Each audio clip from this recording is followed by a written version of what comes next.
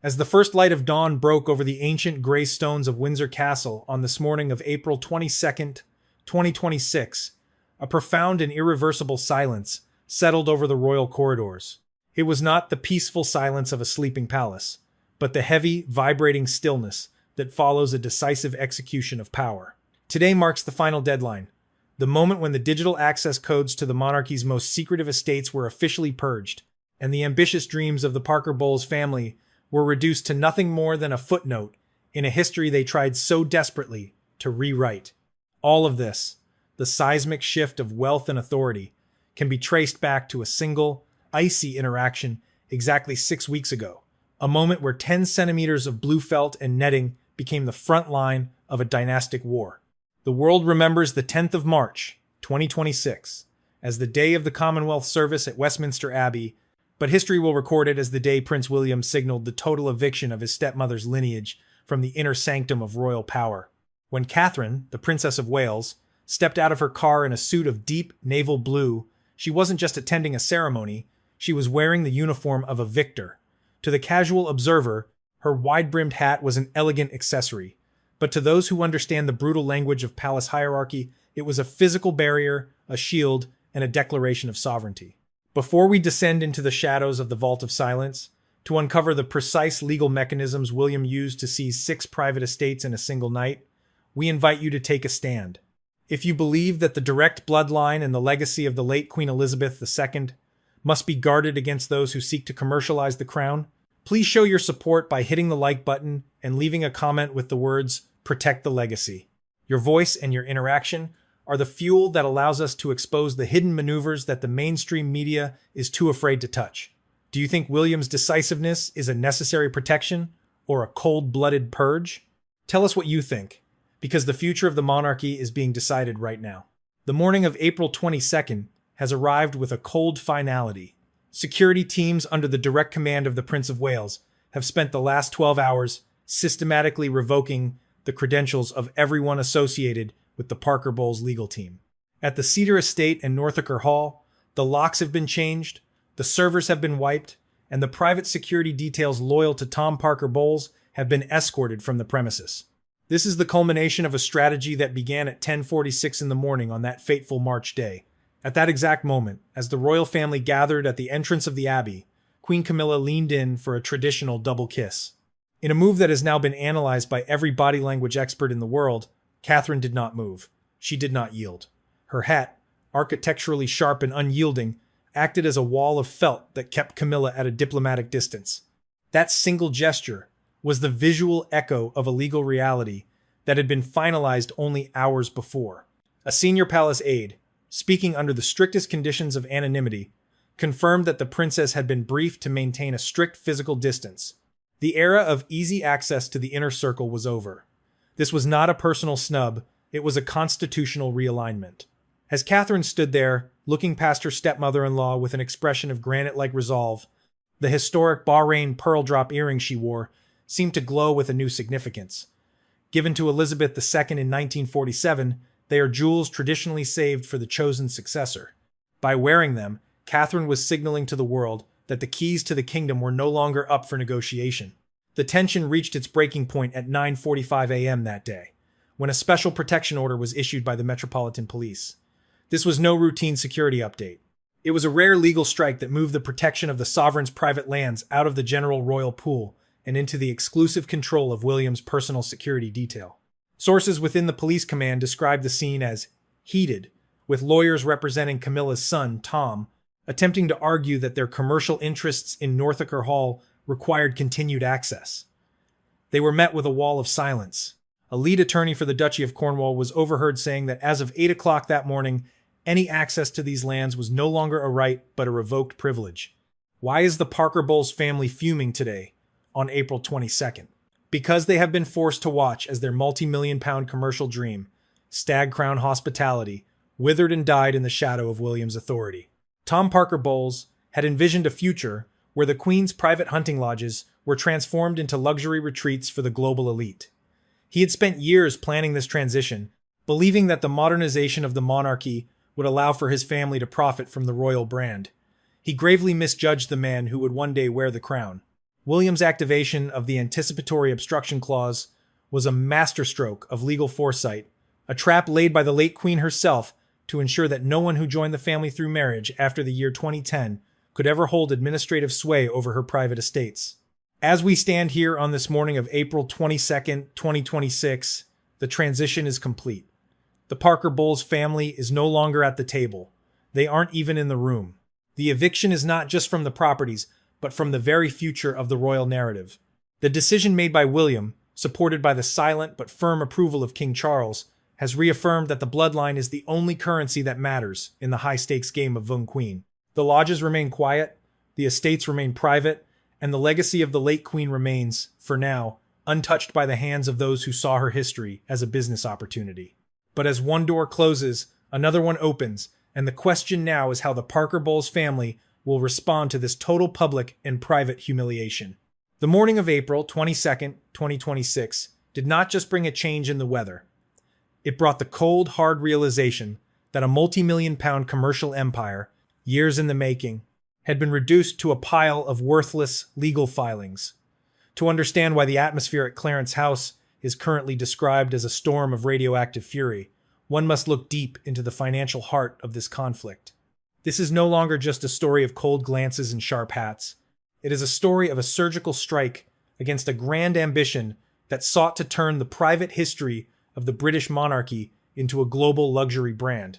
At the center of this wreckage stands Tom Parker Bowles.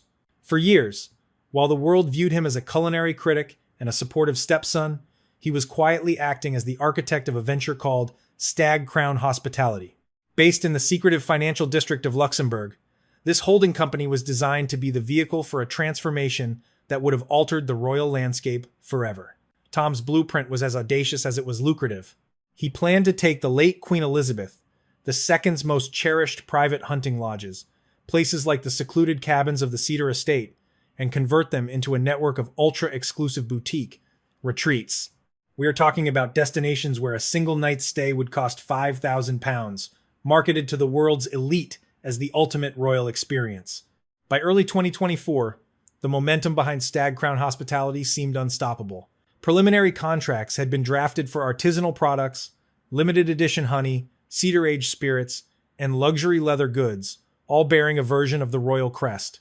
Estimates suggested that within 5 years, the venture would be generating over £40 million in annual revenue.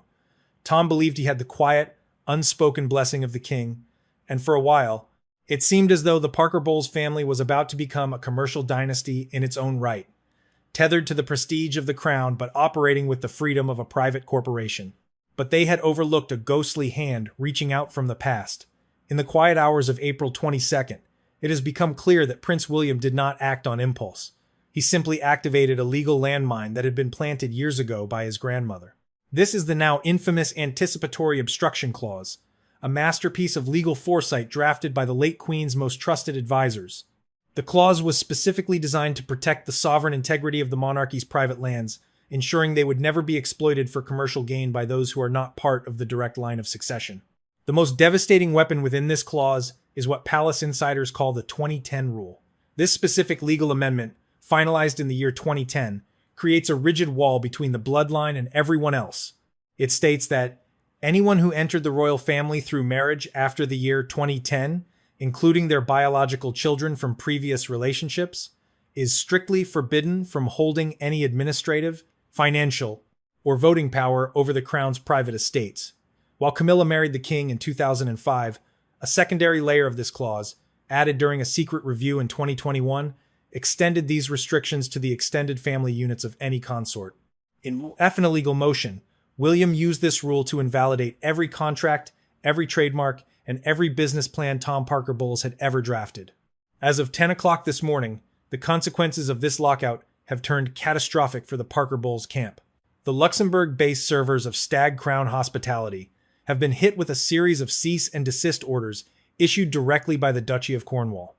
Because the company was using imagery and historical titles connected to the Cedar Estate without the explicit, written consent of the Thon Vung Su Wales, they are now facing a legal onslaught that could bankrupt the entire venture before a single guest ever checked in. Imagine the scene at 8 o'clock this morning. lawyers in London and Luxembourg frantically calling one another as they realized their access to the royal land registries had been permanently severed. The 2010 rule acted like a digital guillotine, cutting off the flow of information and authority that Tom's business relied upon. For Queen Camilla, the humiliation is twofold.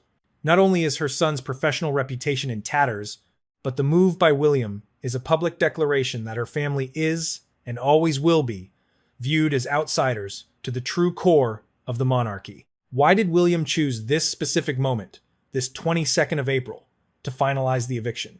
Because the three-step legal trap was now fully primed. Step 1 was the identification of the unauthorized trademarks. Step 2 was the formal recognition of William as the sole institutional head of the private trusts. And Step 3, the most brutal, was the enforcement of the no bloodline, no entry policy across the digital and physical archives. As we watch the fallout of this financial collapse, one cannot help but see the hand of Princess Anne in the background. It was her investigation into the Luxembourg registries that provided William with the ammunition he needed. She saw the Hill and Crown Limited filings and recognized them for what they were, an attempt to sell the Crown's history for 30 pieces of silver.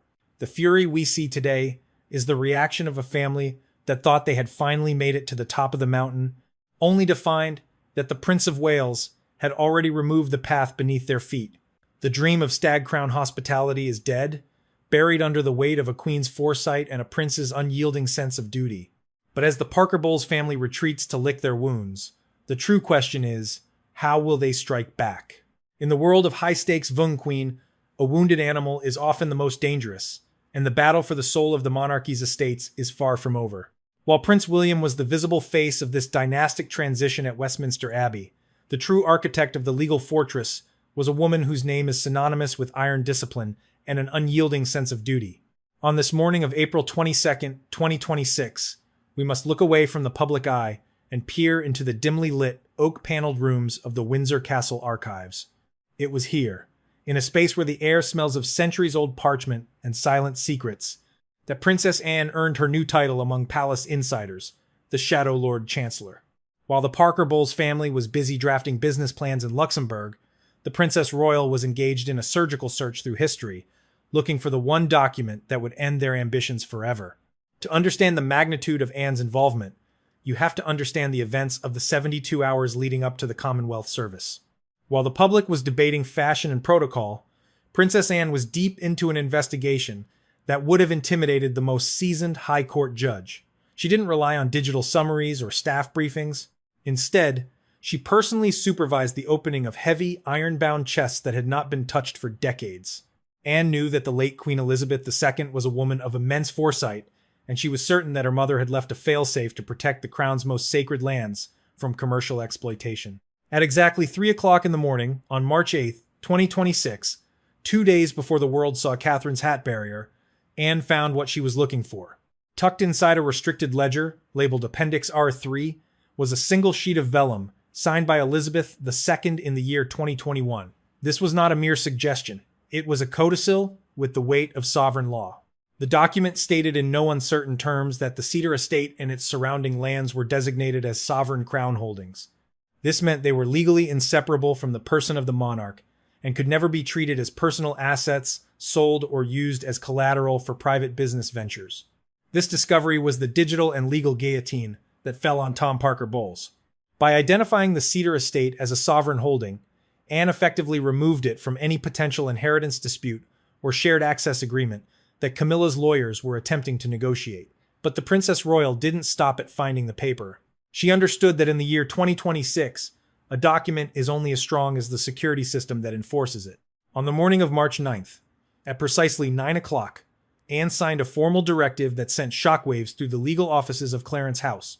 Using her authority within the Crown Trust, she ordered an immediate and total lockout of every lawyer, financial advisor, and consultant associated with the Parker Bowles family. One archive clerk, who witnessed the moment, described it as a scene of absolute finality. When Camilla's lead attorney attempted to access the secure vault containing the estate's historical deeds, the digital reader flashed a violent, pulsing red. The heavy security doors refused to budge. When the confused legal team contacted the Princess Royal's office for an explanation, the response they received was a single, devastating sentence that has since become a legend within the palace. No bloodline, no entry. This phrase, no bloodline, no entry, became the mantra of the April 22nd eviction.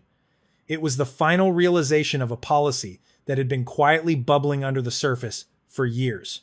Princess Anne was not acting out of personal spite. She was acting as the guardian of a legacy that she believed was being desecrated by the idea of luxury boutique retreats and commercialized honey jars. To her, the Cedar Estate was a place of royal sanctuary, not a product to be sold to the highest bidder in Dubai or London. The fury that erupted in Camilla's camp was not just about the lost money, it was about the total loss of status. By enforcing the no bloodline rule, Anne had effectively demoted the Parker Bowles family to the status of mere guests in the royal story. They were no longer participants in the management of the crown's future. They were spectators. This was a humiliation of the highest order, carried out with the cold, clinical precision that only Princess Anne could provide. But why did King Charles allow his sister to take such a drastic step against his own wife's family? On this morning of April 22nd, 2026, the answer is becoming clearer. In a private meeting held in the King's study just 48 hours before the lockout, Anne reportedly presented her brother with the evidence Lady Louise had gathered regarding the Luxembourg Shell Company. She didn't ask for permission. She presented a choice. She told the king that he could either protect the memory of their mother and the future of his son, or he could allow the crown to be carved up into a commercial franchise. Faced with the undeniable proof that his stepson was already selling the furniture before the house was empty, Charles made the hardest decision of his reign. He chose the bloodline. He chose William. And in doing so, he gave Anne the green light to seal the vaults. This silent agreement between the king and the Princess Royal is what made the victory at Westminster Abbey possible. It was a united front of the original Windsor children against a perceived external threat. As we stand here today, 6 weeks after that fateful service, the Shadow Lord Chancellor has completed her work. The Parker Bowles legal team has been completely dismantled, their access to royal records is non-existent, and the Cedar Estate remains a silent, protected fortress. But as William and Catherine prepare to step into their new roles as the undisputed masters of these hidden estates, a new figure is emerging from the shadows of the library.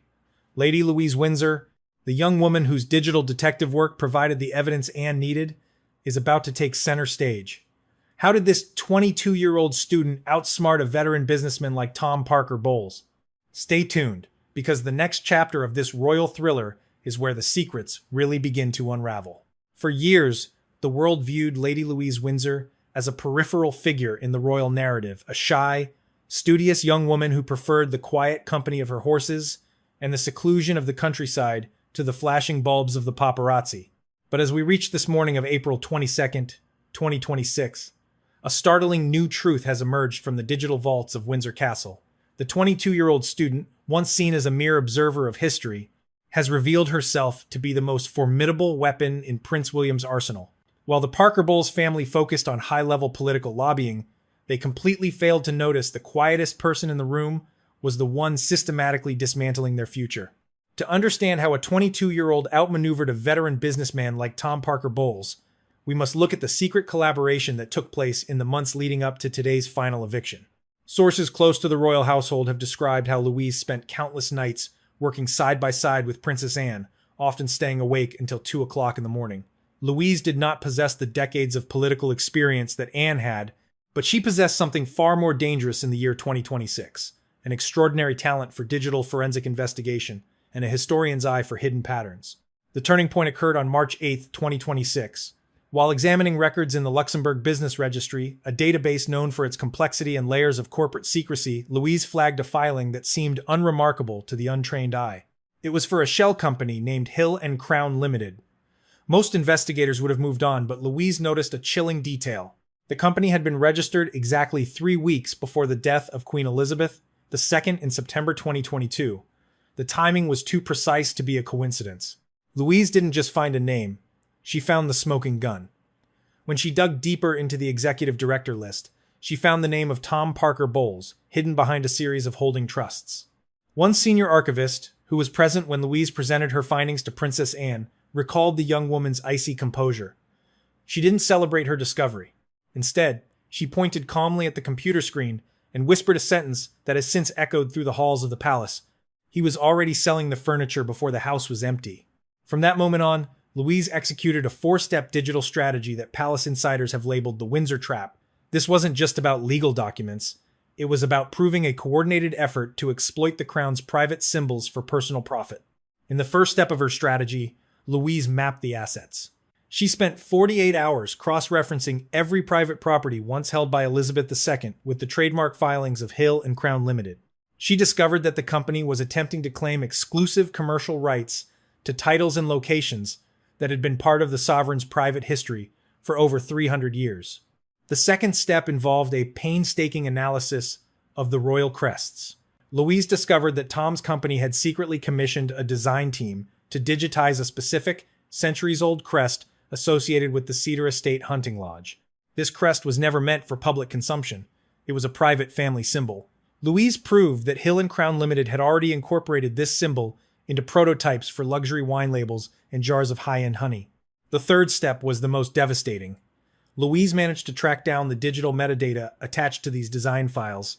By following the electronic trail, she was able to prove that the files had been uploaded from a private server directly connected to the inner offices of Queen Camilla's team at Clarence House. This wasn't just Tom Parker Bowles acting alone. It was a coordinated attempt to use the Queen's office to launch a private commercial empire.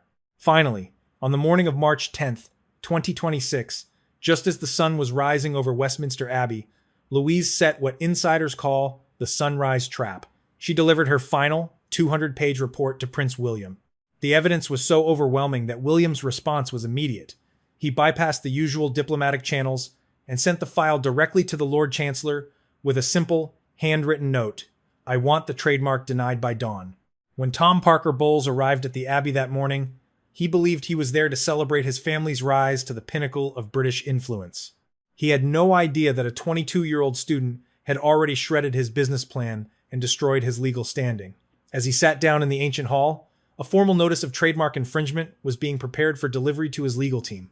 The digital evidence Louise had gathered left no room for denial. The timestamps, the server logs, and the stolen imagery formed a perfect circle of guilt. Lady Louise Windsor had quietly, cleverly, and completely outsmarted him. She had chosen loyalty to the bloodline and the memory of her grandmother over the personal gain of an extended family member. By protecting the crests and the history of the Cedar Estate, she didn't just save a few acres of land. She secured the crown's most treasured symbols for the future king. On this morning of April 22nd, as the final eviction notices are served and the Parker Bowles family retreats in disgrace, the world is left to wonder, what other secrets is Lady Louise currently guarding? She has proven that in the modern monarchy, power doesn't always come from a crown or a title sometimes. It comes from the person who knows exactly where to look in the shadows of the digital archive. The humiliation of the Parker Bowles family at Westminster was not an accident. It was a meticulously planned strike by a young woman who knows that some things are simply not for sale. But as Tom Parker Bowles faces the total collapse of his financial dreams, the question remains, what was the final conversation between King Charles and his wife on the night before this total lockout? The answer lies in the dramatic events of the final hours before the Abbey service. On this morning of the 22nd of April, 2026, as the final digital gates slam shut and the locks are changed for the last time, we must return to the scene of the most public humiliation in the history of the modern monarchy. To truly understand the wreckage of the Parker Bowles family's ambitions, one must visualize the moment the organ music faded within the cold stone walls of Westminster Abbey on the 10th of March.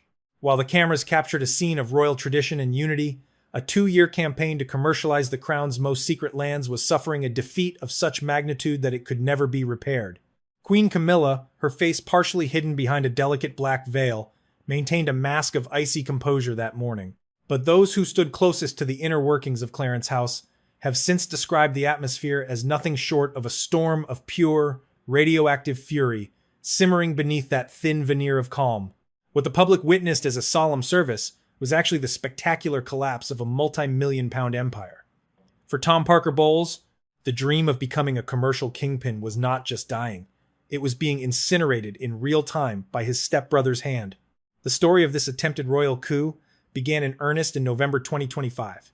Tom Parker Bowles, brimming with a confidence that many now call hubris, had just completed the blueprint for his flagship luxury food brand, which he intended to call Royal Wild. The vision was as audacious as any corporate takeover. He planned to produce artisanal cheeses harvested directly from the private groves of the Cedar Estate and boutique honey infused with the nectar of those secluded, historic lands. These were to be products so exclusive that retail districts in London and Dubai had already placed preliminary orders totaling several £1,000,000.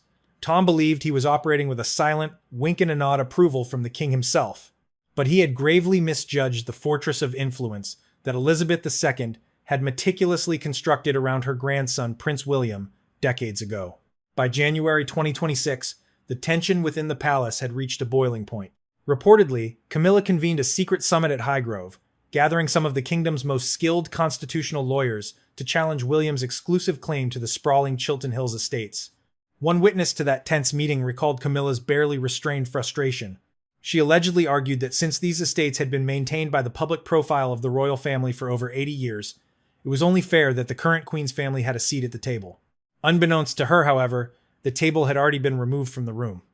William had already moved his pieces, and the Parker Bowles family was playing a game that had already ended. The true turning point arrived on the 3rd of February, 2026. In the serene yet heavily guarded green drawing room, Prince William was formally handed the keys to 6 private estates. It was in this quiet moment that the anticipatory obstruction clause, a legal instrument drafted in total secrecy long before this confrontation was read aloud to the senior staff. Its wording was unambiguous. Anyone who married into the family after the year 2010, including their descendants, could not claim administrative or financial control over these specific lands. In one motion, Camilla was not just sidelined, she was irrevocably shut out. A senior footman who witnessed the Queen Consort reading the document later said she did not shout or gesture in anger. She merely turned to her son and said she had seen this coming years ago. It was the quiet, terrifying realization that the old guard of the Windsor bloodline had outmaneuvered them while they were still celebrating their arrival. But the most catastrophic blow for Tom Parker Bowles came just 48 hours after the Westminster Abbey service. A high-profile international publishing house abruptly canceled his eagerly awaited cookbook, a project that was supposed to be the cornerstone of his commercial brand. The reason? Lady Louise's meticulous digital audit had exposed the unauthorized use of royal crests and imagery of the Cedar estate in Tom's prototypes. Fearing an astronomical lawsuit from the Duchy of Cornwall, a legal entity with deeper pockets and more power than almost any corporation, the publishers retreated in a panic. Tom was left with hundreds of thousands of pounds invested in a venture that was now dead on arrival. Every plan, every product, and every grand ambition evaporated like mist before the morning sun. The Parker Bowles family's dreams of artisanal cheeses and boutique hotels had been reduced to ashes. Every strategy they had orchestrated had been neutralized by a prince who inherited more than just acres of land. He had inherited absolute authority. As the service ended and the royal family processed out of the abbey, the cameras caught Tom Parker Bowles looking deeply shaken as he realized his carefully planned future had completely fallen apart. He had been caught attempting to profit from a legacy that Prince William was sworn to protect. On this morning of April 22nd, 2026, the humiliation is total. The Parker Bowles family has withdrawn, bruised and defeated, back into the shadows of private life. But as the dust settles on this commercial battlefield, one figure remains in the center of the storm, torn between his loyalty to his wife and his devotion to his son. What exactly did King Charles whisper to Prince William just seconds before they entered the Abbey on that fateful March day? Was it a final warning, or a secret counsel that sealed the fate of the Parker Bowles family forever? As we move into the final chapter of this royal saga, we reveal the subtle victory of the Windsor legacy and the words that changed everything. Stay with us, because the true ending of this story is something you won't see in any news broadcast. On this final morning of April 22nd, 2026, the dust has finally settled over the manicured lawns of Windsor and the secluded forests of the Cedar estate. The eviction is no longer a threat. It is a completed reality. The digital archives have been purged, the locks have been turned, and the ambitious commercial dreams of the Parker Bowles family have been officially erased from the royal ledgers. But as the sun rises over a monarchy that has been fundamentally reshaped, we must return to the one moment that signaled the end of this war, a moment of profound familial warmth that hid a cold constitutional finality. To the casual onlooker at Westminster Abbey on the 10th of March, the hug between King Charles and Prince William was a touching display of fatherly affection. Under the soaring Gothic arches, as the final notes of the national anthem hung in the air, Charles turned to his eldest son and embraced him with a wide, genuine smile. To the millions watching on television, it was a beautiful image of unity. But to the legal teams of Queen Camilla and the advisors of Tom Parker Bowles, That hug was a death knell. It was the public confirmation of a private decree. The king had chosen the bloodline over the marriage. He had chosen the future of the Windsor legacy over the commercial ambitions of his wife's children. This choice did not happen by accident. We can now reveal that 48 hours before that service, on the evening of March 8th, 2026, a private messenger delivered a letter to Queen Camilla's personal rooms. Sealed with red wax and bearing the king's private signet, the envelope carried the full weight of sovereign authority. Inside was a note written by Charles himself, containing words that have since sent a chill through the halls of Clarence House. The king wrote, "Any action taken to undermine the final will and testament of Elizabeth II will be treated not merely as a family dispute, but as an act of betrayal against the crown's memory." With those words, Charles effectively dismantled any hope Camilla had of negotiating a shared future for the hidden estates. The king, often perceived as a man of compromise, had executed a precise three-step strategy to reclaim control and protect his mother's legacy. Step 1 was the collection of undeniable proof. Following the investigation led by Princess Anne and the digital forensic work of Lady Louise, the king was presented with a detailed report showing exactly how Tom Parker Bowles had used a Luxembourg-based shell company to solicit foreign investment using royal property as collateral. For Charles, this was the red line. The idea that his stepson was treating the crown's private history as a commodity was an insult he could not ignore. Step 2 was the invocation of sovereign immunity. At 10 o'clock in the morning on March 9th, the king's private secretary sent a formal order to the Lord Chancellor. This action placed both the Oakridge and Cedar estates under a specific type of protection that made them immune from any outside commercial claims. Camilla's lawyers had spent months arguing that because these estates received public security funding, they should be subject to shared administrative oversight. By invoking sovereign immunity, Charles made those legal arguments obsolete in a single stroke. He ensured the estates remained the exclusive territory of the direct heir, Prince William. Step 3 was the quietest, yet most effective, the negotiation of total withdrawal. Instead of a public scandal that would have damaged the monarchy, Charles offered a silent exit. Camilla's plans to create a Windsor Cultural Center, which was really a front for her family's commercial interests, were quietly shelved. In exchange, the king ensured that the public embarrassment for her children would be minimized, provided they ceased all claims to the sovereign lands. As we stand here on April 22nd, we see the results of this masterful operation. The Parker Bowles family has been completely removed from the administrative loops of the monarchy. They are no longer listed on any board of directors for the royal trusts, and their access to the sovereign archives has been permanently revoked. For Prince William, this day represents more than just a victory in a legal battle. It marks the solidification of his role as the absolute guardian of the Windsor heritage.